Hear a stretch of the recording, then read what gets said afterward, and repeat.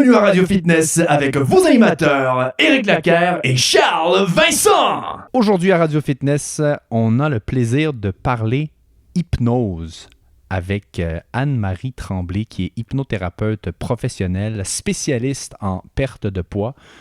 Et dans le fond, à Radio Fitness, on parle de tout ce qui est fitness, mais de tout ce qui est aussi bien-être global, santé globale. Et c'est pour cette raison-là qu'on a décidé de parler d'hypnose, qui est un sujet que toi, Charles, tu connaissais pas. En fait, tu t'intéressais pas trop à l'hypnose. Non, je m'intéressais pas tant que ça à l'hypnose. Je voyais ça plus comme un truc de divertissement qu'un outil pour le bien-être et la psychologie. Alors, j'ai été agréablement surpris des conversations qu'on a eues avec notre invité. C'était cool. J'ai beaucoup aimé les discussions qu'on a eues sur la nutrition par rapport à la psychologie et la nutrition. Et on apprend aussi quelques trucs qu'on peut utiliser pour s'auto-hypnotiser, pour améliorer certains aspects de notre vie ou de notre santé. On parle même d'hypnose envers les athlètes olympiques. Bref, un épisode bien juteux d'informations. Un délice. un épisode délicieux à écouter. Et d'ailleurs, si comme Charles, vous terminez l'épisode et vous êtes complètement intrigué par l'hypnose et que vous voulez essayer ça, je vous invite à contacter Anne-Marie et de lui dire que vous avez découvert ses services et l'hypnose grâce à Radio Fitness et elle vous fera un prix spécial. Le hook-up. On a un hook-up pour nos auditeurs parce qu'on est comme ça, Eric. On est comme ça à Radio Fitness. On prend soin de notre monde. Et voilà, on pense à vous. Là-dessus, bonne écoute. Bon épisode.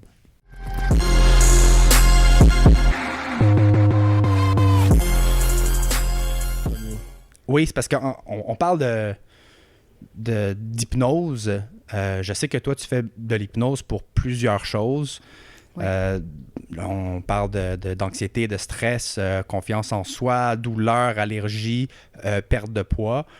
Mais quand j'entends hypnose, moi, ce que j'ai dans la tête, c'est un show de magie avec un gars, c'est typiquement un gars qui va avoir une rangée de personnes qui vont dormir, puis qui vont danser, puis qui vont faire des niaiseries. Fait que qu'est-ce qui différencie l'hypnose de scène et l'hypnose de thérapie?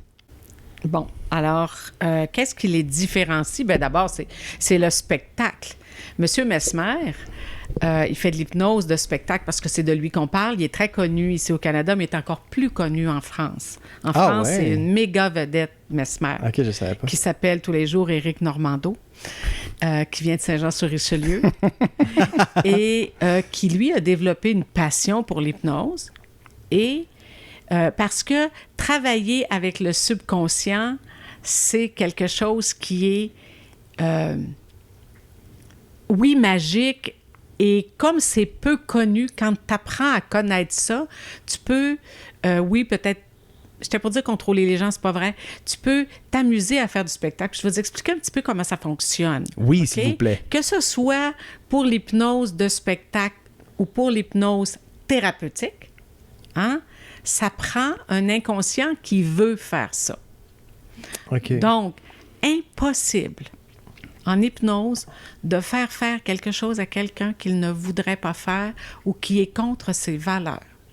Mm-hmm. Ouais. Intéressant. Si je dis, OK, je vais employer les termes d'hypnose de spectacle, je t'endors, parce qu'en fait, on ne dort pas. C'est ça. Je t'endors, puis je te demande ton HIP, bien, je ne travaillerai plus parce que je serais millionnaire, j'aurais volé l'argent de tous mes clients. C'est ça. On s'entend. Donc, je ne peux pas faire dire à la personne son HIP, ses affaires privées, c'est impossible. Puis imaginez que les grandes puissances de ce monde, que ce soit la Russie, les États-Unis, Cuba, qui ont essayé d'entraîner leurs espions. Ben c'est ça, on voit ça dans les films, hein? Les gens, les tueurs qui le sont un peu inconsciemment. Là, donc ça, c'est pas faisable. C'est impossible de faire quelque chose à quelqu'un qu'il ne veut pas faire. Donc le gouvernement aurait utilisé ça sur nous il y a bien longtemps. Donc, qu'est-ce qui arrive avec Mesmer? On regarde les gens et on se dit, ça n'a pas de bon sens, qu'est-ce qu'il leur fait faire? Bon, on va partir du début. La personne, elle s'achète un billet, elle veut y aller voir Mesmer. Ah, okay. Elle dit, oui, je veux être là. Peut-être que dans sa tête aussi, elle dit, moi, là, je veux monter sa scène en avant, là, parce que m'asseoir dans le bain de glace, là, puis que ça soit comme si c'était un spa, puis j'étais à chaleur, puis j'ai du fun, je veux expérimenter ça. Donc, la personne a dit, oui, je veux y aller, oui, je veux être là. Bon, donc, il y a beaucoup de oui dans son inconscient. L'inconscient, il veut le faire. Donc, c'est comme préconditionné, finalement. Oui, tu te préconditionnes toi-même. Ah, donc, Mesmer, lui, qu'est-ce qu'il fait? Avant le spectacle, il fait le tour de la salle et là, il va faire des tests. L'hypnose, c'est un état qu'on expérimente tous les jours. Plus loin, je vous expliquerai un petit peu comment, là. Mais c'est un état qu'on expérimente tous les jours, mais un peu comme les gens... Il y a des gens qui sont plus faciles à rire que d'autres. Il y a des gens qui sont plus faciles à pleurer que d'autres. Donc, lui, ce qu'il cherche, il cherche dans l'état hypnotique, c'est la même chose. Il y a des gens qui vont plus facilement en hypnose que d'autres. Ça fait que lui, il va faire des petits tests, puis hop, ceux-là qui vont rapidement en hypnose, il leur demande, voulez-vous faire partie du spectacle? Les gens sont assis dans la salle, ils veulent y aller. Ça fait que c'est là-dedans qu'ils trouvent 1, 3, 4, 5, 15 personnes pour monter sur la scène. Là, un coup qu'ils sont montés sur la scène, avant le spectacle, là, il va leur faire ce qu'on appelle un ancrage. Admettons, aussitôt qu'ils touchent l'épaule, la personne, elle retombe en hypnose. Et là, bon, veux-tu faire ci, veux-tu faire ça? Il leur dit à peu près d'avance, je vais vous demander de, tu sais, peut-être vous asseoir dans un bain, on va faire ci, on va faire... Il leur explique un petit peu le spectacle, ce qui fait que les personnes le savent. Donc, ils sont en état d'hypnose, mais... ils dorment pas, puis ils font pas quelque chose qu'ils n'auraient pas fait. Contre leur gré, c'est ça? Contre leur gré. OK. Puis, c'est la première base de l'hypnose. Donc, en quoi est-ce que le travail que lui fait, en quoi est-ce que c'est différent par rapport à l'hypnose thérapeutique en salle? Quand l'hypnose a commencé à être célèbre, c'était avec un monsieur Mesmer. Parce que Mesmer, c'est un nom emprunté qui part d'un vrai docteur Mesmer. Qui, lui, a découvert des premières bases d'hypnose. Puis après ça, il y a d'autres gens qui se sont intéressés à ça. Freud, Jung, se sont tous intéressés à comment fonctionne l'hypnose. À un moment donné, on faisait des amputations à la guerre sous hypnose. Oh boy! On opère les gens. En Europe, présentement, on fait des chirurgies sous hypnose.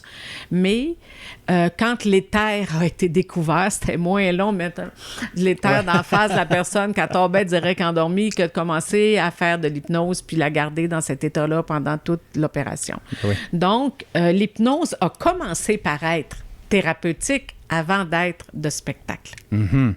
Puis qu'est-ce qui fait que... Exemple, comment ça fonctionne le fait que la personne peut s'asseoir dans un bain de glace puis elle pense qu'elle est dans un spa, ou tu peux faire manger un citron puis il pense que c'est une orange bien sucrée. Qu'est-ce qui se passe dans nos têtes quand on fait ça? Tu fais juste déplacer l'attention.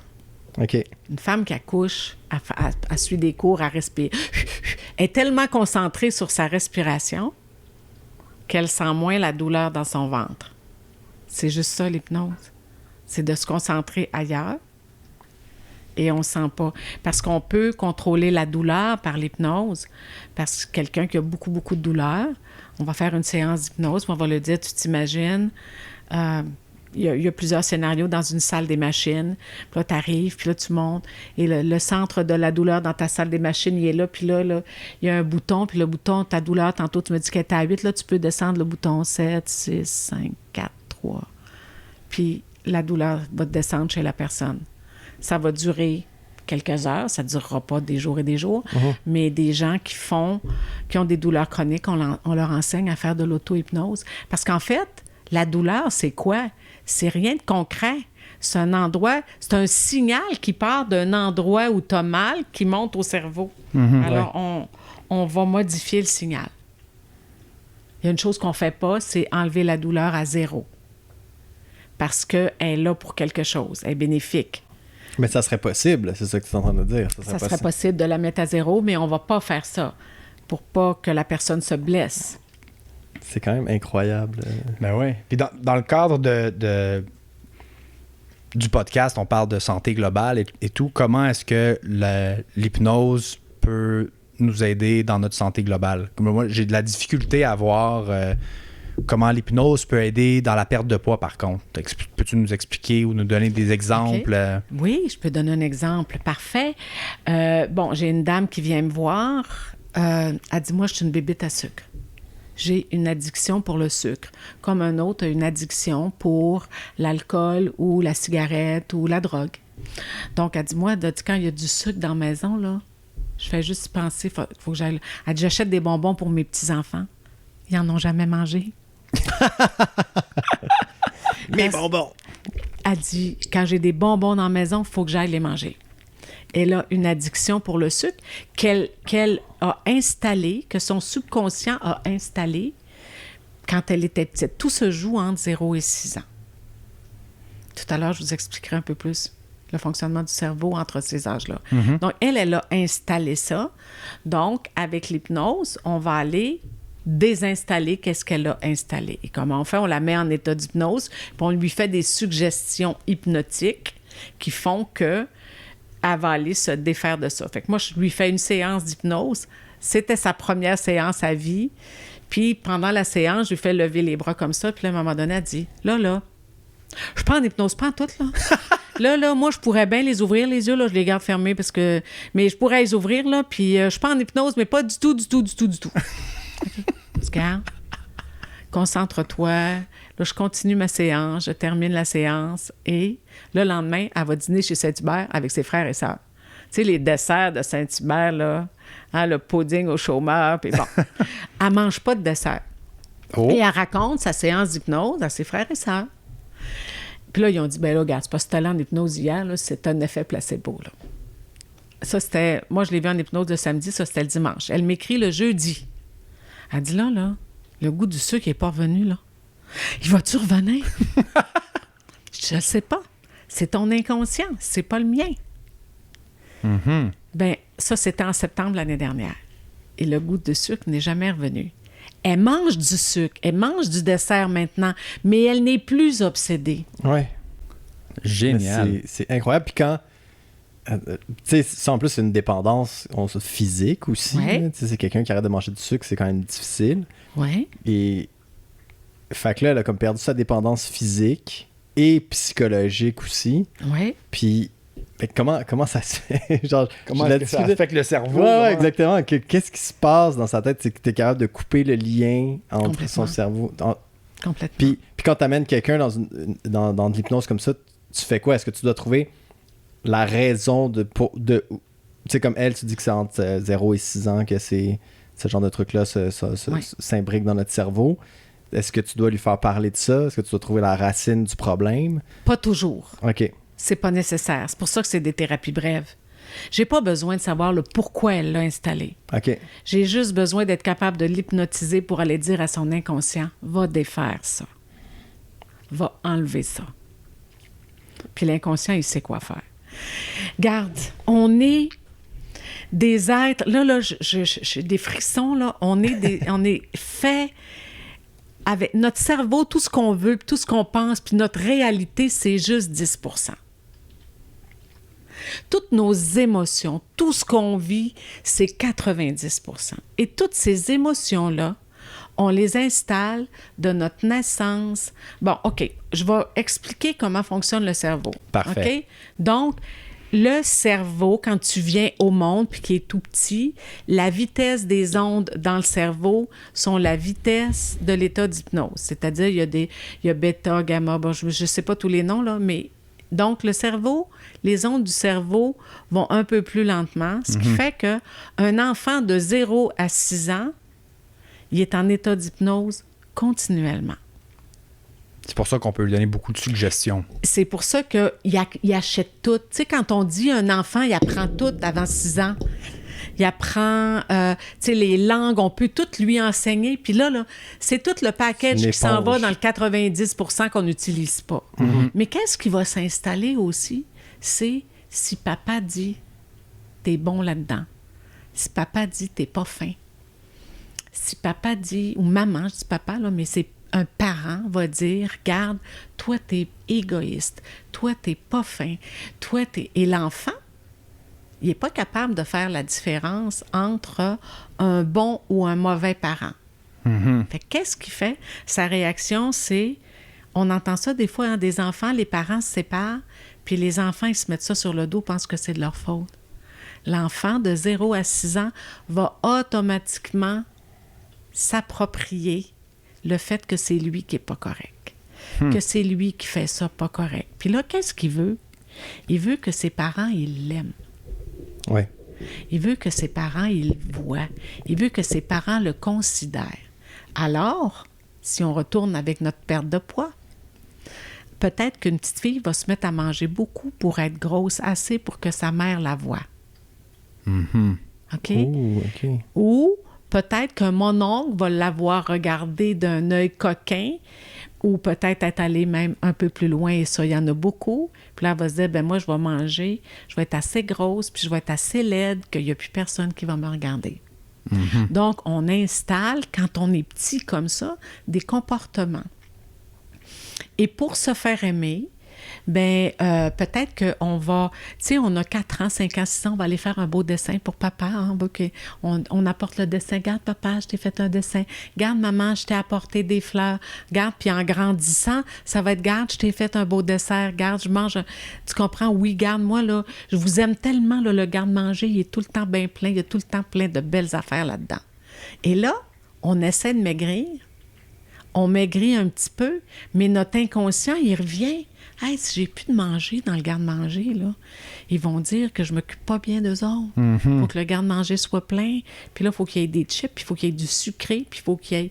Donc, c'est ça, les comportements qu'on installe quand on est petit, puis qu'on a beau essayer de maigrir, on sait pas pourquoi.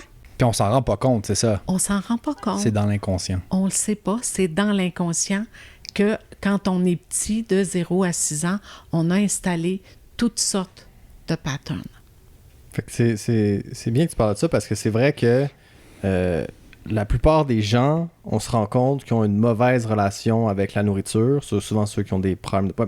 Une grande partie de la population en général, en fait, a vraiment une mauvaise relation avec la nourriture.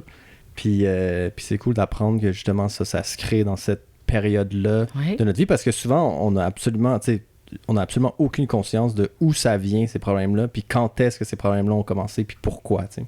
C'est ça. Et on a des blocages. Et l'hypnose sert à aller défaire ces blocages-là.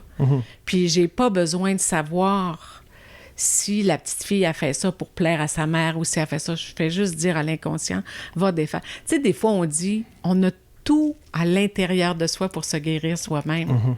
On l'entend souvent, ça. Hein? Bien, c'est vrai pour l'hypnose. Oui, on a tout à l'intérieur de soi. Donc, moi, j'ai juste à dire à l'inconscient d'une personne, va défaire ça, va arranger ça, parce qu'à l'intérieur, tu as tout ce qu'il faut pour faire toutes les transformations qui sont nécessaires pour arriver et régler le problème pour arriver à ton objectif de peser 150 livres. Mettons. Mais là, la question, c'est est-ce que l'hypnose fonctionne avec tout le monde? Oui. Parce que moi, j'ai entendu dire qu'il y en a qui sont plus susceptibles à être hypnotisés, puis il y en a d'autres qui sont plus difficiles, puis il y en a d'autres que ça passe pas. Bon, OK. Qu'est-ce que c'est l'hypnose? La définition de l'hypnose, c'est un état modifié de conscience. Tu es conscient, mais d'une manière modifiée. C'est-à-dire, tu vas au cinéma, il arrive un gars, il s'installe en avant de toi avec un gros sac de chips. Puis là, toi, là, tu t'allais voir là, le dernier 007. Puis là, le film commence, tu rentres dans l'histoire, les bons, non, t'es là-dedans, là, puis là, c'est le fun, puis t'aimes ça. Puis là, t'as les émotions qui montent, t'es content d'être là. Le film finit, tu ne l'as pas entendu, le gars, manger ses chips. T'étais hypnotisé, t'étais en état d'hypnose, t'étais rentré complètement dans cette bulle-là. Il y avait comme plus rien autour qui existait. Oui, il y a peut-être quelqu'un qui s'est levé à côté de toi, tu t'es tassé les genoux pour le laisser passer, puis t'es rembarqué dans ton histoire. C'est juste ça, l'état d'hypnose. C'est un état modifié de conscience. Okay. Un autre exemple. Combien de fois vous avez pris le volant, point A, vous arrivez au point B, oh my God, j'ai pas vu la route finalement. Tu es dans l'une, tu pensais aux commissions, à l'épicerie, au ménage à faire. Ben, c'est votre inconscient Vous étiez juste hypnotisé. En mode automatique. Là. En mode automatique. Parce que l'inconscient, il est capable de tout faire ça. Puis, parce que le conscient, là, il est capable de faire 1 ou 2 affaires à la fois. Mais l'inconscient, il fait le reste. Il fait battre ton cœur, il fait fonctionner tes reins. La première fois que tu as pris un cours de... Tu sais, on fait des apprentissages. Tu as pris un cours de conduite. Hey, tu montes dans l'auto. Là, il y a les 2 rétroviseurs, les miroirs de côté, il y a le rétroviseur. Si tu as appris manuel, la clutch, le gaz, tu regardes en avant, tu regardes en arrière. Ouais. Tu finis ton premier cours de conduite. Vous avez chaud, je fais juste vous l'expliquer. Hein? On est épuisé. Ouais. Combien de temps après? 1 mois, 2 mois, 3 mois après?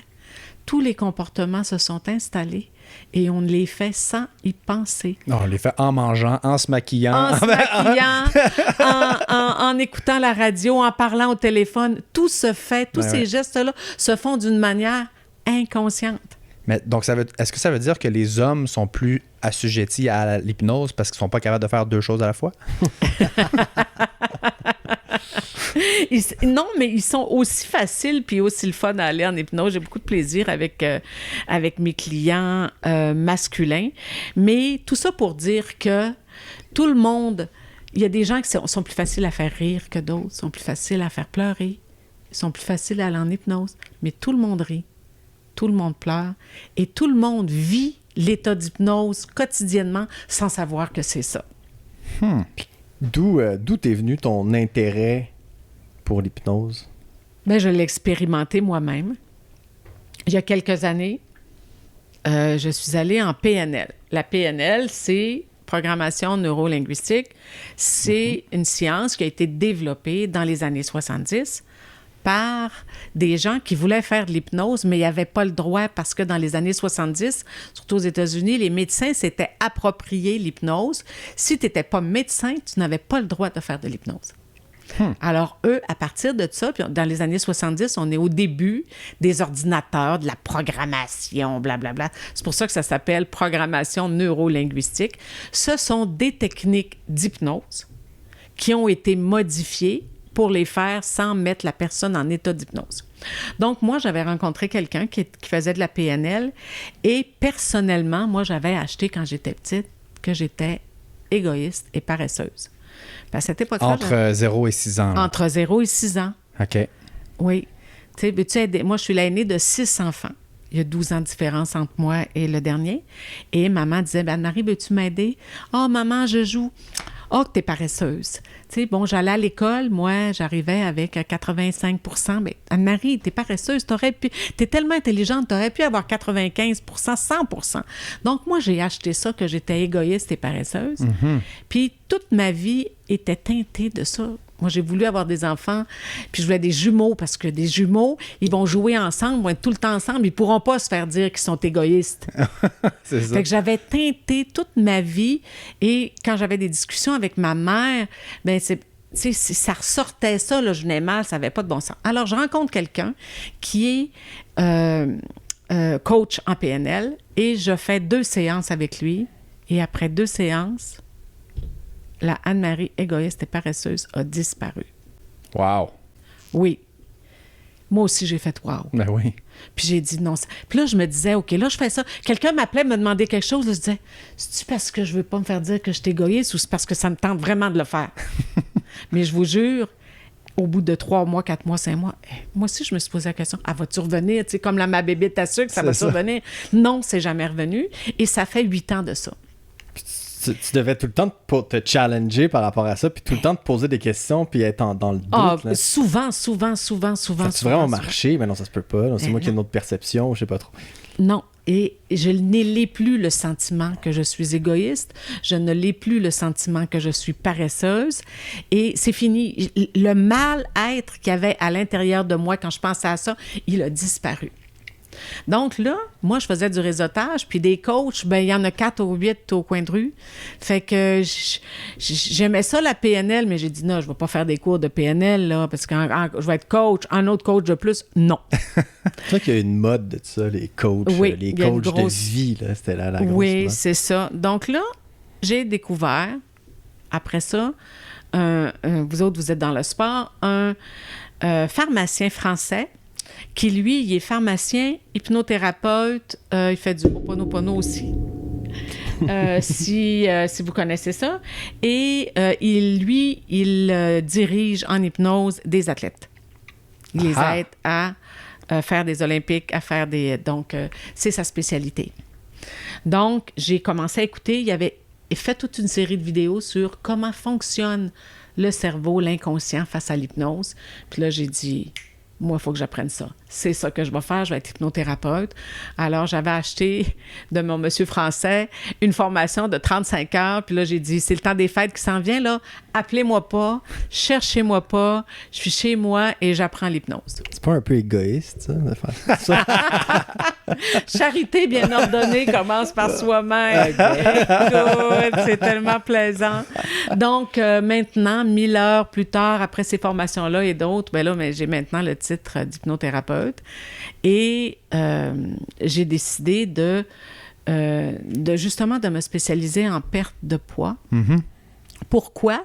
Au départ, je me disais que je m'en irais peut-être avec l'anxiété, parce qu'aujourd'hui, l'anxiété, c'est le mal du siècle. Tout le monde est anxieux.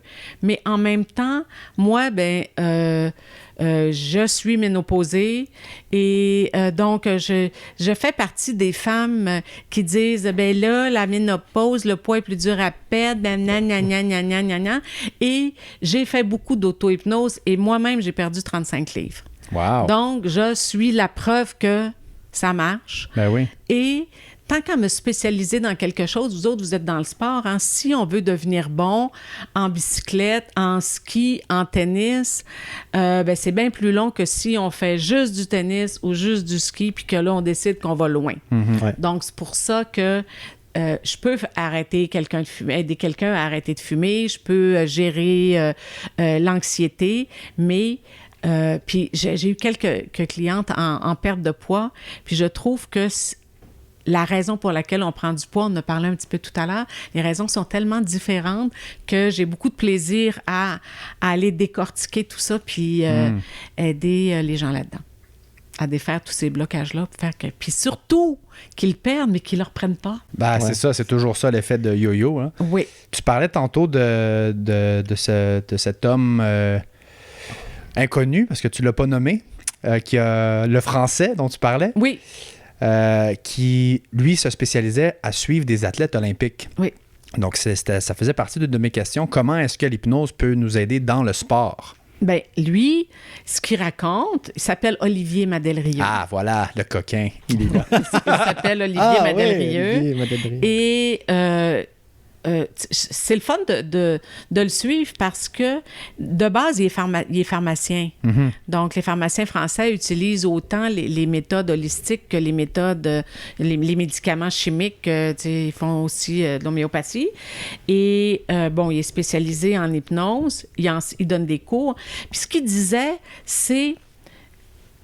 Un athlète, admettons, qui fait de la course, OK, puis qui est supposé partir à 0, mais qui part toujours 3/8 ou une demi-seconde plus tard. Il n'est pas capable de partir sur le temps. Pourquoi? Il y a un blocage là.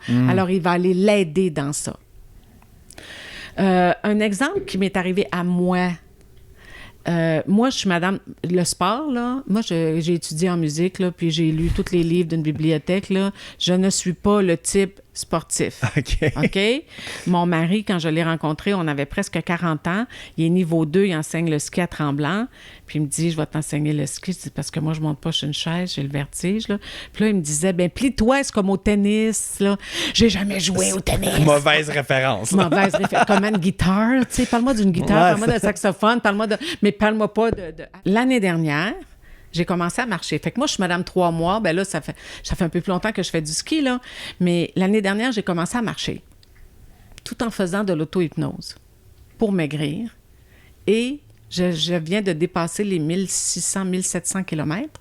Je n'ai jamais arrêté de marcher depuis le fin juin l'année dernière. Ça fait 16 mois que je marche. Été comme hiver. Oui, j'ai un tapis roulant à l'intérieur.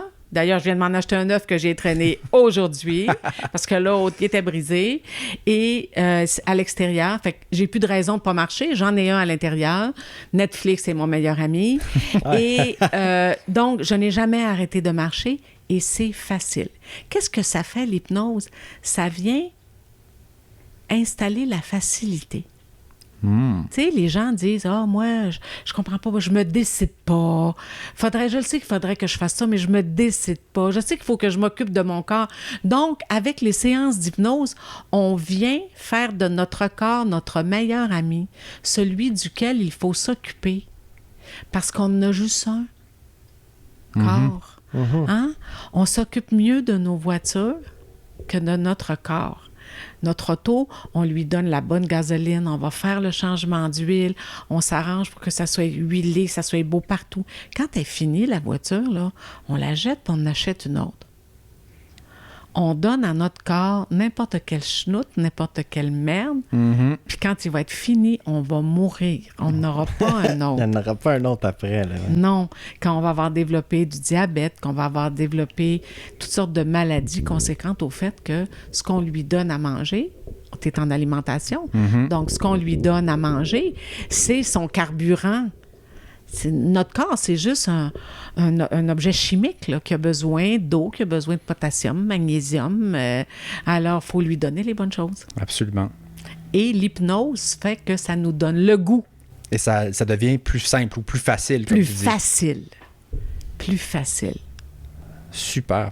Dans le fond, l'hypnose aussi, c'est la visualisation. Est-ce que c'est aussi une sorte d'hypnose ou parce que les athlètes olympiques font énormément de visualisation avant leur compétition. Oui. Puis, est-ce que c'est une sorte d'hypnose où on fait des répétitions inconscientes dans le fond? Parce que là, c'est pas notre corps qui travaille, là, c'est vraiment notre cerveau qui travaille, notre pensée. Fait Oui.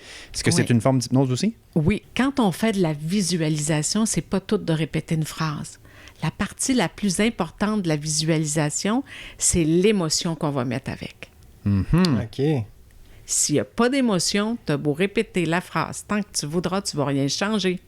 Parce que qu'est-ce qu'on installe quand on est enfant de 0 à 6 ans? C'est les émotions. La peur des araignées, l'odeur d'une rose qui sent bonne, qui nous rappelle, hein, l'odeur du café quand on était chez grand-maman, l'odeur de la tarte aux fraises, la tarte aux framboises, les odeurs. Je vous vois sourire, je vous parle, puis je vous vois sourire. T'as dit ça, puis j'ai senti qu'est-ce que ça sentait quand je rentrais chez mes grands-parents. Et là, il y a une émotion qui a monté avec ça. Ben oui. Bon, ben c'est ça qu'il faut atteindre.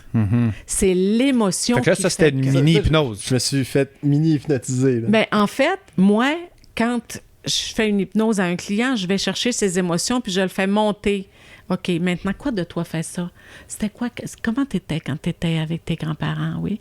Hein? Puis c'est quoi l'émotion qui a monté? Tu t'es senti comment? Puis là, on va l'agrandir et on va l'installer puis elle va rester. C'est ce qui a fait que si on a eu peur d'une araignée, on est un petit enfant, puis il y a une araignée qui nous descend au bout du nez, puis on est dans notre lit, puis on a peur. On a beau être un adulte, puis se raisonner, puis dire une araignée, ça pique pas, ça fait pas mal, ça fait rien. On a peur. Bien, il faut aller à défaire cette peur-là, puis en hypnose, on va aller dire à la personne, ferme les yeux. Bon, puis une araignée, c'est comme une fourmi. Tu sais, mettons que la personne n'a pas peur des fourmis. Une araignée, c'est comme une fourmi.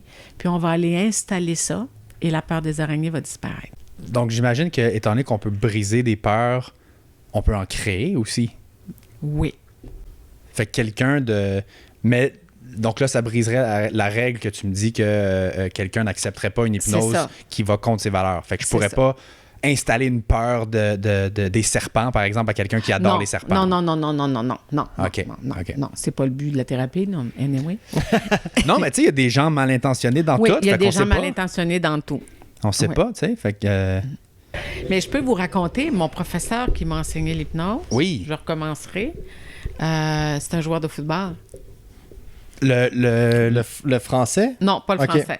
Le français, lui, j'ai acheté quelques C'est comme ça que tu as commencé, dans le fond. C'est comme ça que j'ai commencé. OK. Mais après ça, j'ai trouvé une école ici, puis j'ai trouvé un professeur. Alors, mon professeur d'ici a une belle histoire face à l'hypnose. Lui, il est rentré au cégep en option football. OK. À 17 ans. Et pendant l'été, avant de rentrer au cégep. Il déménageait de Gatineau à Trois-Rivières et pendant l'été, il s'est fait frapper par une voiture à bicyclette et il s'est fait blesser au genou. Donc là, quand il est arrivé au cégep, c'était en train de... Il avait mis un plâtre, je pense, puis là, le médecin repasse une autre radiographie. Puis là, il dit « OK, quand est-ce que tu peux te faire opérer? » Ben, il dit « Je vais faire mon année de football, là, vous m'opérez l'année prochaine. » Non. Demain, après-demain. Oh boy! Longue histoire, courte histoire. Ils l'ont opéré, puis ils ont dit « Tu courras plus jamais. » Il a 17 ans. Il rentre au cégep en football. Et lui, il veut faire les ligues, puis il veut jouer au football. Pendant 6 semaines à l'hôpital, il a visualisé. Il est allé voir dans des livres. Qu'est-ce qui avait de brisé? C'est quoi les ligaments, les muscles? Qu'est-ce qui avait de brisé? Puis il a juste visualisé pendant 6 semaines que ça guérissait. Puis le printemps suivant, il jouait au football, puis il a joué jusqu'à 28 ans. Wow! Ouais. Donc ça, c'est de l'auto-hypnose. C'est de l'auto-hypnose de guérison. Et après ça, il a fait toutes sortes de choses. Et maintenant, depuis 20 ans, il est hypnothérapeute et il enseigne. Puis ça, il a fait ça instinctivement, sans savoir que c'était de l'auto-hypnose. Exactement. C'est un naturel, comme on dit. Oui. C'est un natural. Il est allé dans le bon, Oui. dans le bon créneau. là. Exactement. C'est Exactement. donc malade, ça. Donc, oui, il y a des choses qu'on peut installer. Et quand j'enseigne des techniques d'auto-hypnose, ce qu'on fait, c'est, dans l'auto-hypnose, on se fait un objectif, on répète la phrase et à la fin, on se voit atteint. Admettons que j'ai une cliente, elle veut maigrir, puis son objectif, c'est de peser 145 livres. Et là, alors, elle répète une phrase. Je vais dire n'importe, à peu près, là, bon, j'accepte mon poids actuel, parce qu'il faut que tu acceptes. Si tu n'acceptes pas, il ne se passe rien. J'accepte mon poids actuel et je me donne la permission et je mérite de peser 145 livres. Là, tu répètes cette phrase-là pendant 10 fois. Puis à la fin, là, tu te vois sa balance, là, tu pèses 145 livres. Yeah! Je suis contente! Wow! En haut d'une montagne, je pèse 145 livres, j'ai réussi, je l'ai atteint. Là, tu fais juste là, te remplir complètement de toute cette émotion-là. Là. Le vivre. Le vivre, se remplir de l'émotion. Là, je pèse 145 livres, oh, yeah, j'ai réussi. Puis là, tu vois la balance, tu le vois le chiffre 145. Là. Hey, mon chum, viens voir, regarde, j'ai réussi, je pèse 145 livres. Là, non, mais tu le vis, là. Ouais, vraiment. Tu le vis, là, puis après ça, tu restes, tu te calmes un petit peu, tu t'en vas dans un petit état méditatif et c'est fini. C'est 10 minutes à peu près par jour, l'auto-hypnose. Wow! Et ça fait que pour arriver là, ton subconscient, il va mettre en marche en toi qu'est-ce que ça te prend pour arriver là. Il va te rendre le chemin le plus facile, finalement. C'est ça. Et il va te rendre facile de faire du sport. Il va rendre ça facile de changer son alimentation, d'améliorer son alimentation, d'améliorer... Ça va popper parce que tu l'as à l'intérieur de toi, les moyens de te guérir de tout. Cool. Fait que finalement, c'est ce que je comprends de tout ça, c'est que c'est de paver la route la plus simple pour arriver à ton objectif, alors que ton inconscient, depuis que tu as de 0 à 6 ans, a créé plein de petits trous puis plein de petits chemins qui vont t'amener à nulle part ou qui vont te faire tourner en rond. Ouais. Et là, c'est juste de faire un nouveau chemin qui est droit puis qui est simple. Oui, c'est juste d'aller dire, regarde ici, là, toi, là, tu as décidé que si tu voulais que les gens t'aiment, fallait que le garde-manger soit plein de sucreries. Maintenant, c'est dangereux pour toi. Mm-hmm. Parce qu'il faut toujours jouer avec l'inconscient, danger, sécurité. Qu'est-ce qui est dangereux pour toi? Qu'est-ce qui est sécuritaire pour toi? Tu sais, le petit... quand on parle du mammouth, là, le cerveau reptilien, lui, là, qui te fait lever un char, là, s'il y a un enfant pris dessous, là, l'adrénaline, il est là, le reptilien, là. Mais lui, le cerveau reptilien, là, il y a juste une manière de penser. Danger, sécurité. Danger, sécurité. Et tous les gestes qu'il va te faire, c'est pour que tu te fasses aimer. Amour, reconnaissance et sécurité. Tout tourne autour de ça. Alors, tu vas lui dire, regarde, tu as installé ça. C'est pas bon. C'est dangereux pour toi. Tu l'as fait pour les bien bonnes raisons, là, mais c'est dangereux pour toi maintenant. Maintenant, il faut que tu fasses ça. Puis est-ce que tu as sécurité. T'as traité beaucoup, t'as eu beaucoup de patients pour la perte de poids? J'en ai eu plusieurs. Écoute, j'en ai une cet été, là. Elle, son assiette, c'était des calories. Puis quand elle se voyait dans le miroir, elle se voyait, là, elle n'était pas capable de se voir dans une vitrine. C'était une grosse, puis elle était plus grosse, là, elle avait perdu du poids. Dans une vitrine, elle se voyait grosse. Elle allait se faire bronzer chez son père. Il l'a jamais vu en costume de bain. S'il sortait parler avec elle, elle mettait la serviette sur elle. Puis elle, son assiette, là, c'était pas du manger qu'il y avait dedans, là. C'était juste des calories. Puis elle dit, quand je vais souper au restaurant avec des amis, là, elle dit, j'écoute pas les conversations. Parce qu'à chaque bouchée que je mange, je me dis, j'ai encore trop mangé. C'est encore trop. Demain, il va falloir que je fasse ça pour enlever tout le trop que j'ai mangé ce soir. Il n'y a aucun bonheur dans cette vie-là. Là. Ben non. Aucunement, non. La nourriture, c'est tellement le fun en plus. C'est que c'est vraiment Puis elle dommage. disait, j'aime ça manger, mais j'ai toujours ces pensées-là autour de moi. Et après une certaine séance d'hypnose, on a fait 5 séances en tout, on n'a pas fait de temps. Et à un moment donné, son chum est arrivé un matin, elle nous a raconté ça. Il a servi une assiette, il dit, je te jure, là, il n'y a pas plus que tant de calories là-dedans. Puis elle l'a regardé. Puis elle dit, j'avais pas de référence, qu'est-ce que c'était les calories. Ah, ouais. Son inconscient, il avait occulté ça. Occupe-toi plus de ça. Wow. C'est incroyable. Puis est-ce qu'elle était en surpoids, cette personne-là? Pas Ou tant. elle avait Non, juste vraiment une mauvaise relation avec la nourriture? Elle en avait déjà un peu perdu et c'est une femme d'une beauté, vraiment, une belle femme. Et là, elle dit, je marche, je me regarde. Parce qu'au travail, je pense qu'elle marche devant des vitrines, là, puis elle se voit passer. Là. Puis là, elle dit, je me lève la tête, je me trouve belle. C'est fini, elle se trouve plus grosse. Puis même, il y a des gens... Elle dit l'autre fois, il y a une femme qui me dit, oh mon Dieu, vous êtes tellement belle, tu sais. Parce qu'elle dégage autre chose. Mais c'est ça, c'est fou comment on a les deux extrêmes. Il y a du monde qui aime ça, justement, manger des gâteaux puis des cochonneries. Puis tu as l'autre extrême aussi, des gens qui sont ultra conscients de ce qu'ils mangent puis qui sont vraiment coincés dans les calories. Puis ça, c'est tant de calories, je peux pas manger plus que ça. Puis ça devient obsessif, maladif Oui. À ce point-là. Là. Exactement. Puis tu vois que c'est pas juste l'image corporelle qui est importante, c'est vraiment qu'est-ce qui se passe dans la tête. Là, oui, t'sais. mais c'est comme l'anorexique qui veut encore maigrir. Ouais, exactement. Ça, c'est d'autres problèmes. Ça se gère aussi en hypnose, là, mais l'hyperphagie, c'est les boulimiques, les deux, anorexiques, boulimiques qui font les deux, ils viennent gros et maigrissent. Des gens qui disent « Ah, moi, j'ai dérapé, là, j'ai pris 100 livres cet hiver. » My OK. God! Pas 5, pas 10, 100.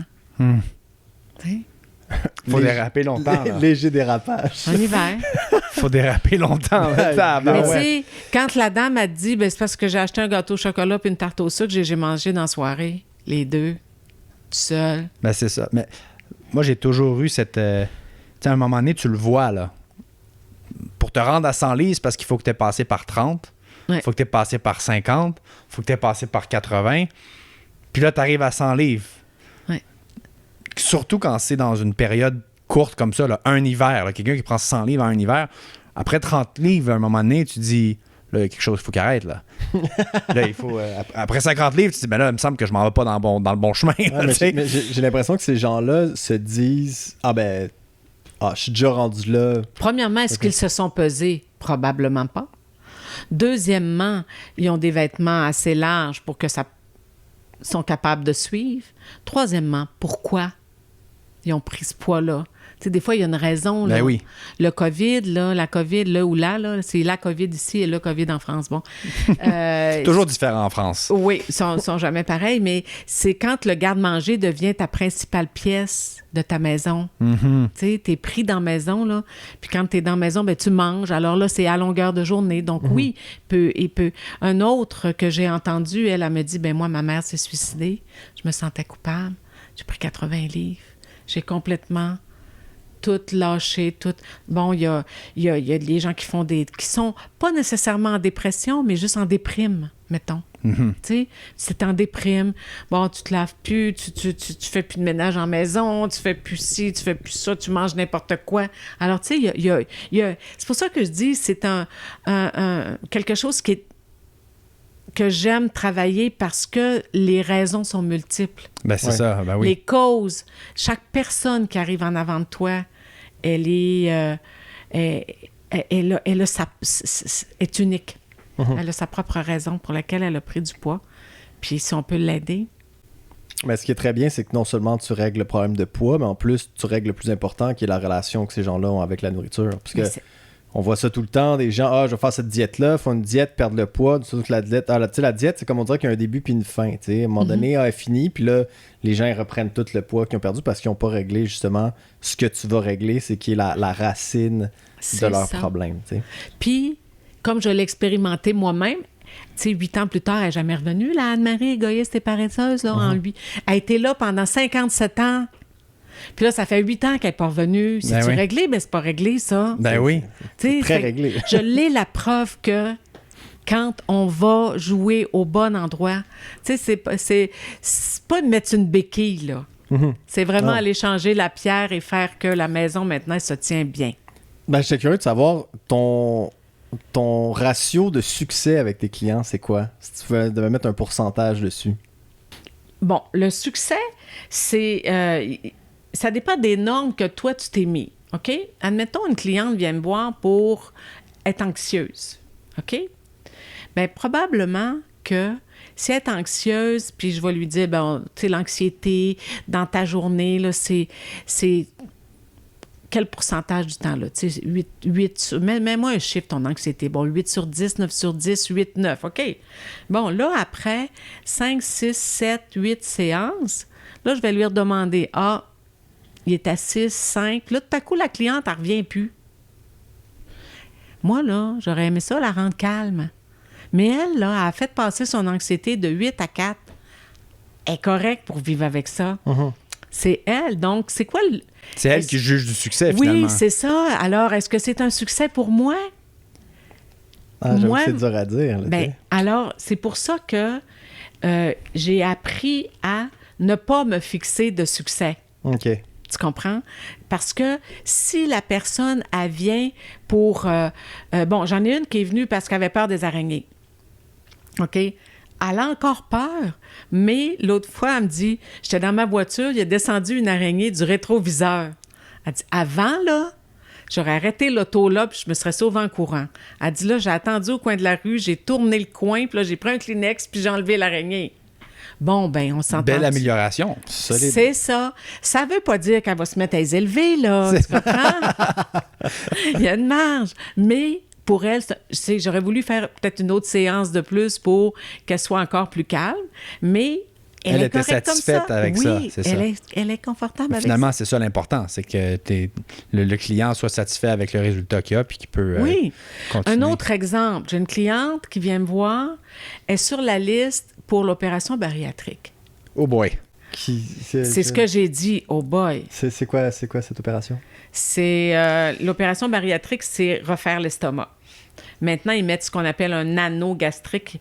Avant, ils Se faire charcutaient c'est brocher. ouais, l'estomac, ok, ok, là, ok, mais là, ok. maintenant, c'est un anneau. Hein. Ils viennent comme rapetisser l'estomac avec un anneau. Alors, cette cliente-là, elle a 52 ans, fait une dépression nerveuse à 40, prend des antidépresseurs depuis ce temps-là. Et là, donc, elle a pris du poids. Elle a pris 75 livres. À cause des À antidépresseurs. cause des antidépresseurs. Bon, elle a eu des jumeaux, donc elle a pris du poids à ses jumeaux, qu'elle n'a pas tout perdu, les antidépresseurs. Donc, elle mesure 5 pieds 4, 5 à peu près, puis elle pèse 215 livres. Elle pourrait, tu sais, peser 140, là, mettons, perdre un 75-80 livres. Puis là, ben, elle n'est pas capable parce qu'elle prend des antidépresseurs encore. Donc, elle a fausse croyance, hein, qu'à cause des antidépresseurs, elle ne peut pas perdre de poids. Donc, elle va faire l'opération bariatrique, puis moi, je la rencontre là-dessus. Elle dit, ben gars, je vais essayer ça, l'hypnose, en attendant, parce qu'il y a un an D'attente. Il y a un an d'attente. J'ai dit, OK. Fait qu'on a commencé à faire des séances d'hypnose, puis à un moment donné, j'ai dit, bon, là, elle a essayé la diète cétogène, là, t'as essayé ça. Ça te tenterait pas de le faire à la place? Ben là, je le fais. Non, tu me dis que t'essayais. J'ai dit, si demain matin, là, tu vas te faire opérer, là, t'es dans la salle d'opération, puis l'anesthésiste te dit, moi, essayez de vous anesthésier, madame. Qu'est-ce que tu vas lui dire? Touche-moi pas. Tu vas lui dire, essaye pas, fais-le. Ouais. Donc, n'essaie pas de faire un régime, fais-le. Et alors, je peux vous dire que on était en mars à peu près, là, on est en septembre, mais au mois d'août, elle a éliminé l'opération bariatrique. Elle ne veut plus la faire faire. Cool. Elle n'a pas vraiment maigri, mais elle n'a pas pris 1 livre depuis le mois de mars. Chose qu'elle faisait régulièrement. Là. Ben oui. Ouais, OK. Ben oui, il y avait tout le temps un 5, 6, 7 livres là, qui se prenaient. Donc, il n'y a pas... Et elle fait l'alimentation cétogène avec plaisir. Là, il lui reste à recommencer à faire de l'exercice. Donc, on y va d'étape en étape. Super. Mm. C'est déjà un gros Oui. changement. Là. Oui, un gros changement. Ah, puis elle veut diminuer ses antidépresseurs. Bon, parce Bon, que ça aussi, ça peut se régler avec l'hypnose. On s'entend-tu? Moi, personnellement, puis je n'ai pas à lui dire, mais je trouve qu'une dépression après 10 ans, là, il y a quelqu'un qui ne fait pas sa job à quelque part s'il a besoin encore d'antidépresseurs, là. Comme ça, c'est un problème. C'est un autre problème duquel on pourrait parler, mais oui, les antidépresseurs, c'est prescrit beaucoup trop facilement. Puis, La médication, beaucoup trop facilement. ben oui. Puis souvent, ça va même pas main dans la main avec la consultation, tu sais. J'ai un de mes amis qui est tombé en dépression. Tu sais, il fumait beaucoup de potes. Il restait chez lui à longueur de journée, écoutait la télé, fait pas de sport, mange pas bien. Commence à être en dépression, c'est un peu normal. Et puis, il dit, je suis allé voir un psy. Puis là, j'ai commencé à prendre des antidépresseurs. Je suis comme, OK, mais comme, est-ce que tu vas continuer à consulter ton psy? Non. Est-ce que ton psy t'a dit de changer ton hygiène de vie? Non. Je me dis, tu te mets dans une situation où est-ce que c'est impossible que tu aies du succès. Tu vas être dépendant des antidépresseurs. Exactement. Les antidépresseurs sont supposés être là pour t'accompagner avec de la consultation pour te sortir de ton problème, pas être un plaster que tu vas garder pour toujours. Là. Mon bras est brisé, mais j'ai mis un plaster, puis à tous les mois, j'ouvre le plaster. Ah, il n'est pas encore réparé, je vais remettre un autre plaster.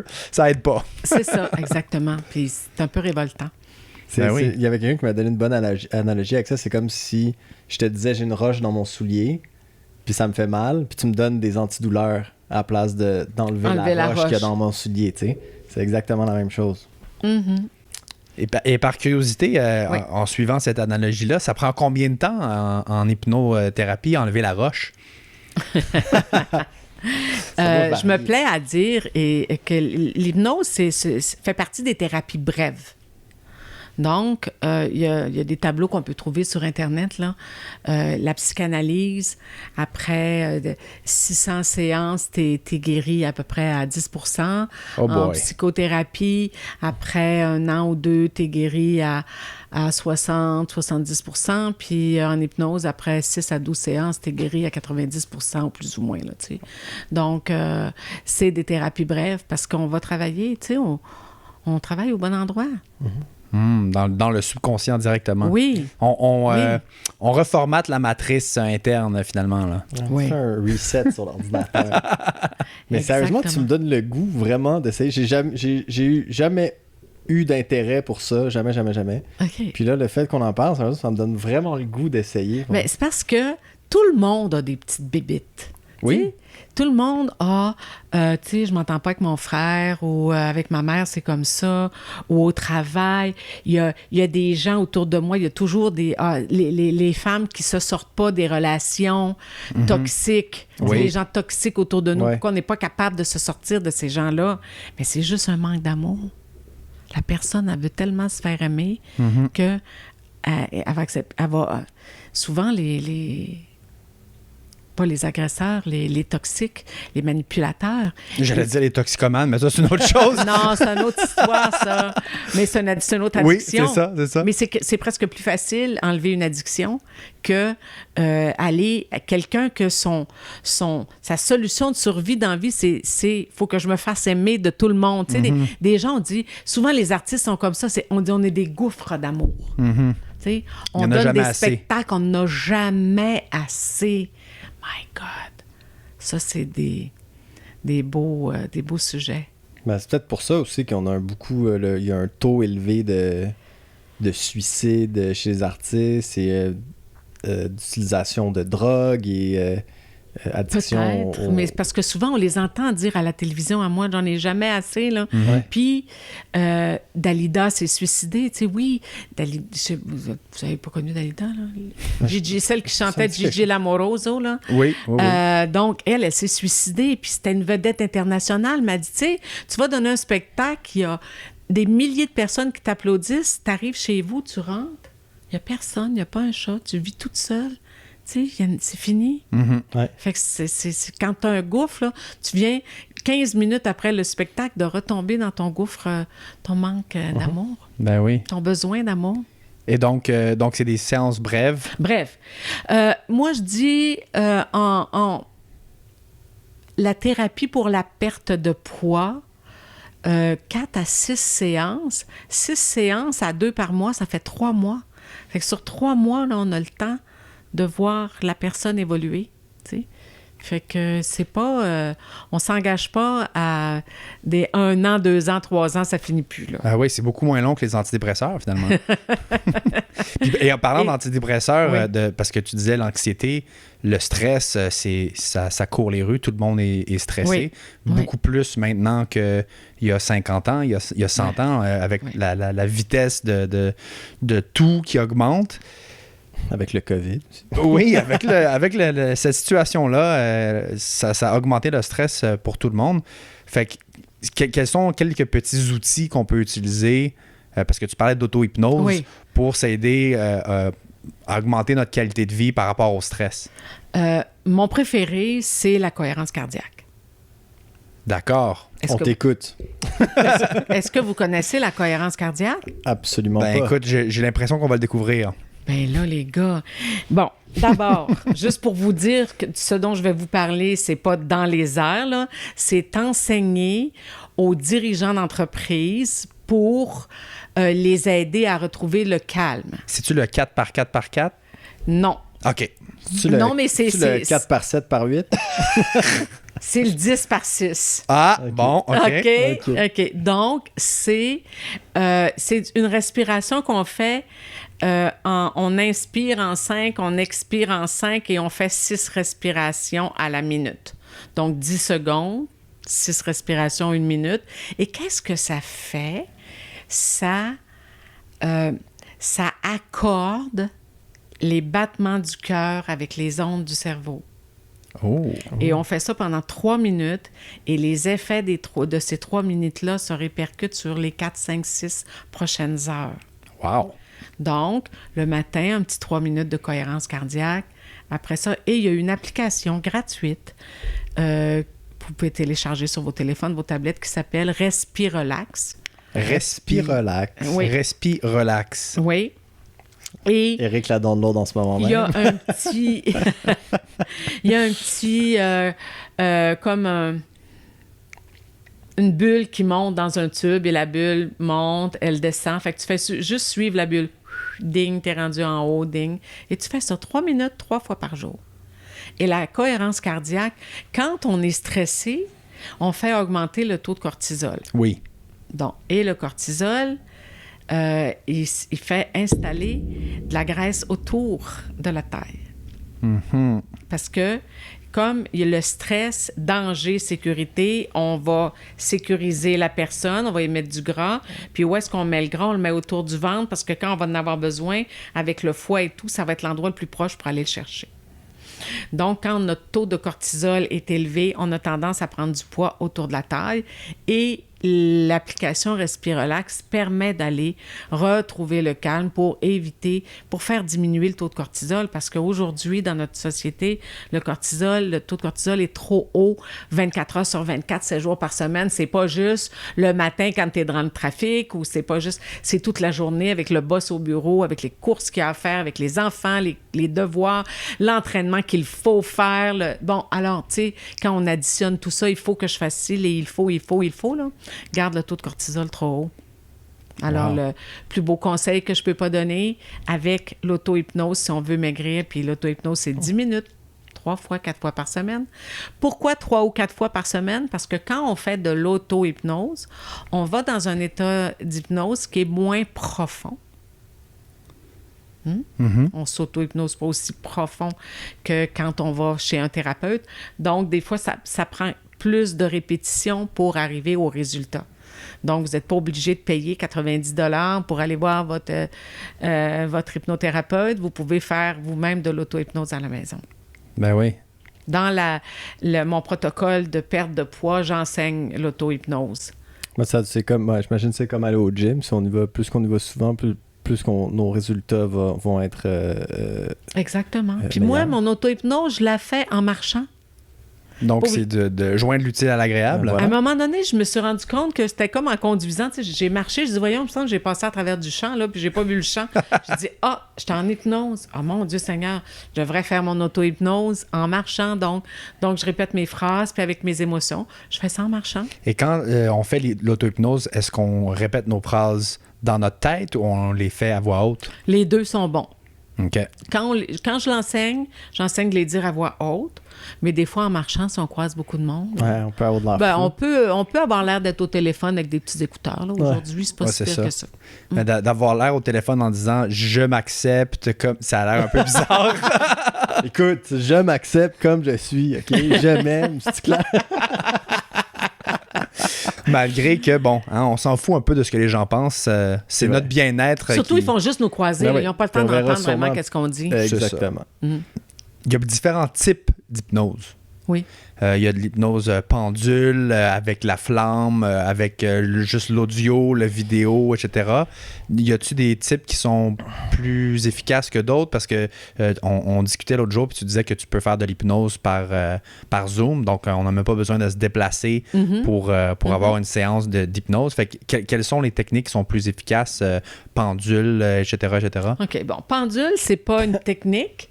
C'est juste un moyen de mettre la personne en hypnose. C'est pour qu'elle fixe un objet, puis là, ça va être un pendule, puis elle fixe le pendule. Puis tu sais, à un moment donné, les yeux, ils viennent comme « Colin, je veux juste me fermer. » Moi, là, ils vont se fermer. Okay. C'est juste une manière de faire fermer les yeux à quelqu'un. Quand on parle de technique d'hypnose, on va y aller plutôt dans l'hypnose ericksonienne. Bon, ben Milton Erickson, c'est un hypnothérapeute qui a vécu dans les années 1920 jusqu'en 1975-80, je pense, à quelque part là. Il y a l'hypnose Dave Hellman, l'hypnose hellmanienne, l'hypnose humaniste. Donc, c'est différentes manières d'amener les personnes en hypnose. Moi, j'ai appris un petit peu de tout. Donc, dans chacune des techniques que j'utilise, je vais utiliser un petit peu d'humaniste, un petit peu d'éricksonien. Et tu parlais du pendule. Il y a plusieurs manières de faire fermer les gens, d'amener les gens en hypnose. Donc, on peut faire garder un pendule où je vais te dire, fixe un point ici. Tu le fixes, tu prends une grande inspiration et à l'expiration, tu fermes les yeux. Ça peut être aussi un bras. Hein, je vais prendre le bras, puis je vais lever ton bras, puis je vais dire, là, je vais laisser le bras, et là, ton bras tombe, il est lourd, lourd, lourd, lourd, lourd. Et à chaque fois que je fais tomber le bras, tu plonges de plus en plus profondément à l'intérieur de toi. Donc... fait que peu importe la technique, sont autant efficaces. Oui. Qu'est-ce qui est fin, qui est pratique avec le fait qu'on peut le faire en vidéoconférence, c'est que 99,9% du temps, on fait fermer les yeux à la personne. Donc, tout ce qu'elle fait, c'est entendre l'hypnothérapeute. Donc, par vidéoconférence, en autant qu'elle m'entend. C'est la même chose. C'est la même chose. Puis en plus, souvent, la personne est chez elle, est assise. Ça, faut prévenir un peu, par exemple, tu sais. Pas que les enfants arrivent de l'école pendant qu'elle s'installe dans le salon. Trouvez-vous un coin tranquille, bien confortable, puis que moi, je puisse voir la personne au moins jusqu'au coude, à peu près, là, tu sais. Puis moi, on voit les signes que la personne est en hypnose. Puis ça se passe super bien, aussi bien que si la personne est en face de toi. Super. Je vais tellement, à cause d'aujourd'hui, je vais tellement faire attention de 0 à 6 ans à mon enfant. Je vais clairement m'assurer d'essayer de rien fucker le plus possible.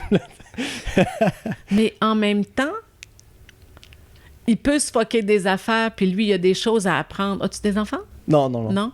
Mais je vais vous donner un exemple. Une dame a dit, moi, là, mon père, là, il m'a jamais aimé. Elle est convaincue de ça, elle a 50 ans, jusqu'au jour où elle a une conversation avec son père. Parce que elle, quand elle était petite, son père partait travailler. Puis elle dit, je suis arrivée pour le prendre, tu sais, là, elle est haute de même, là. Je te le prends, là, c'est ses pantalons qu'elle attrape jusqu'au genou, oui. là. Puis lui, il la pousse, touche-moi pas, tu sais, puis il part travailler. Elle a eu une conversation avec lui, elle avait 50 ans. Papa, tu m'aimais pas quand j'étais petite. Il dit, ma pauvre petite fille. Il dit, tu sortais de la table de déjeuner, tu avais les mains pleines de confiture, puis moi, j'avais mon habit, puis je partais travailler. Je voulais juste pas que tu me salisses. Ah, ça, dommage permanent, juste là. Oui, et c'est là que j'en viens. Oui, C'est dommage fou. permanent, juste là. Tu sais, donc, un enfant, lui, il va se créer son propre monde avec ses propres histoires et il va s'installer ses propres désirs sans qu'on le sache. C'est pour ça que tout n'est pas la faute des parents. Tout n'est pas la faute de tu sais, l'enfant... Les parents qui se séparent, c'est pas de la faute de l'enfant. Puis ils ont beau lui dire, mais lui, il va se l'approprier quand même. Donc, c'est pour ça qu'il faut relativiser avec tout ça aussi. C'est pour ça que l'adulte doit faire lui-même les pas pour aller régler lui-même ses choses, pour devenir encore un meilleur adulte. Donc, tout expliquer toujours, là. Toujours donner des raisons. Tu sais, touche-moi pas, t'es tout sale. Au moins. Voilà. Comment lui dire? Plus que ça. Non, parce que t'es tout sale, ça veut dire que toute sa vie, elle va penser qu'elle est sale, tu vois? Il faut faire attention à ce qu'on dit. T'as touché Mais- de la confiture, t'as sali tes mains, donc touche-moi pas. Voilà. Tes mains sont sales. Ça peut aller, le parent qui va mener son enfant à la garderie pour la première fois. L'enfant, ça fait 8 mois, 9 mois, 1 an qu'il est avec sa mère. Là, elle le met à la garderie. Peut-être qu'il va vivre un sentiment d'abandon Ben oui. qu'il va garder toute sa vie. Mais, tu sais, ça fait partie d'eux. L'enfant qui vient au monde, qui a un problème de respiration, puis l'infirmière, elle part avec, puis au lieu de le mettre sur le ventre de la mère, elle part avec parce qu'elle a un problème. Peut-être que l'enfant va vivre un sentiment d'abandon parce que là, il vient de sortir de sa mère, là. Puis que c'était pas... tu sais, elle est où ma mère? Tu sais, c'est le choc de venir au monde. Regarde, on ne sait pas d'où ça vient. C'est quand même fou que ça reste imprégné dans notre cerveau Ben toute oui. notre vie, même si on n'a même pas conscience de qu'est-ce qui se passait. 100% des réactions que tu as dans ta vie sont des conséquences de ce que tu as installé dans ton enfance. Des programmes Tout. inconscients. Tout. Mais la beauté dans tout ça, c'est qu'on peut les reprogrammer. Oui, exactement. Exactement. Parce que toutes les discussions que vous avez avec vos chums de filles, tu sais, des fois, coudonc, il m'a pas regardé, lui, tu sais, j'ai-tu fait quelque chose de pas correct? Tu sais, des fois, toutes sortes de réactions qu'on a sont des conséquences de ce qu'on a imprégné quand on était petit. Tout. La relation avec l'argent. Ben oui, ça mène à plus... Hein? Ça mène à tout, finalement. Oui. Fait que, évidemment, ça recroise le bien-être global, la santé globale, parce Oui. que la santé du mental vient toucher tout, finalement. Oui. Parce que si on se sent pas bien, mentalement, on va pas aller faire le reste. Puis vous, ce que vous faites avec l'entraînement sportif et l'alimentation, tu sais, tu as déjà le body, tout le côté physique est super bien encadré. Puis imagine si, avec l'hypnose par-dessus ça, où tu es capable d'aller défaire les blocages, puis que les personnes deviennent encore plus ouvertes, où c'est plus facile pour eux, bien, vous autres aussi, vous allez avoir des résultats qui vont être, Ben oui. qui vont être meilleurs, qui vont être supérieurs, puis les gens... Ah, on va devenir des hommes parfaits, Eric. Non, mais c'est tout ça- ce qui nous manque. c'est certain que, dans le fond, le plus gros problème, moi, que j'ai avec les clients, c'est qu'ils adhèrent à l'idée puis qu'ils continuent à le faire. Parce que, dans le fond, la nutrition, ils savent qu'ils doivent changer des choses. L'activité physique, l'entraînement, ils savent qu'ils doivent bouger plus ou s'entraîner, etc., etc. Je leur donne le plan. Puis après ça, s'ils ne suivent pas le plan, ben là, je peux pas faire plus que ça. Tu peux pas être dans en arrière de leur chaise à table à chaque repas. Non, la personne que je suis 2 fois semaine à l'entraînement, puis qui s'en retourne manger du McDo à tous les jours, je peux pas rien faire pour ça. T'sais. Fait que le fait d'aller voir avec l'hypnose puis de régler ça pour que mentalement, ça soit plus facile de faire les bonnes décisions, parce que on le sait souvent, là, c'est quoi les bonnes décisions puis les mauvaises décisions, mais il y a quelque chose qui nous pousse à Ah ben c'est pas grave. Ouais, Ah ben là ça. Ah, c'est pas grave, la petite excuse. Ah, Ah, c'est ben- pas grave. Ah, demain, ça va être mieux. Ah, demain, je le ferai pas. OK, juste aujourd'hui. Et OK, quand juste cette fois-ci. les amis t'aident pas, Non. Souvent, là, l'influence, oui. moi, je vais chez des amis, prends un petit verre de vin, juste Ouais. un à midi. Là. Oui, mais c'est parce que là, je suis avec toi aujourd'hui, puis demain, je suis avec un autre. Puis si tout le monde me dit ça. Et je sais pas si vous avez remarqué comme les gens ne sont pas respectueux quand tu parles de ton corps. Si tu dis tu as une allergie, oh mon Dieu, tu es un alcoolique, tu bois pas, OK, ils vont te donner un verre de jus tout de Ouais. suite. Mais si tu dis que tu veux juste t'alimenter mieux, que tu veux juste que tu manges pas de fromage ou que tu sais, tu fais juste signaler ça, là. Ah, on va être donc juste un peu. Ils veulent te tester. Oui, tu sais, la pizza avec les frites à midi, juste une fois cette semaine. C'est pas juste une fois. Tu sais, puis à partir du moment où on ouvre la porte, c'est difficile à refermer après. C'est ça. Tu sais. Ouais. Mais si vous dites j'ai une allergie, les gens vont respecter. Mais si c'est pour de l'alimentation, prendre soin de soi, pas sûr. Ouais. Ouais, ils veulent t'apporter dans le vice avec eux. C'est ça, parce que c'est moins culpabilisant de savoir que l'autre le fait aussi, que si l'autre fait le bon choix, que tu sais que tu devrais faire, puis que toi, tu volontairement fais pas le bon choix en sa compagnie, Ouais. là, tu te sens cheap en tabarouette. Ouais, exact. Fait que vaut mieux le convaincre de faire le mauvais choix avec toi, comme ça on est deux, c'est moins pire, que de dire ah ben t'as raison, moi aussi je vais manger la salade ou moi aussi je vais pas boire 28 bières aujourd'hui.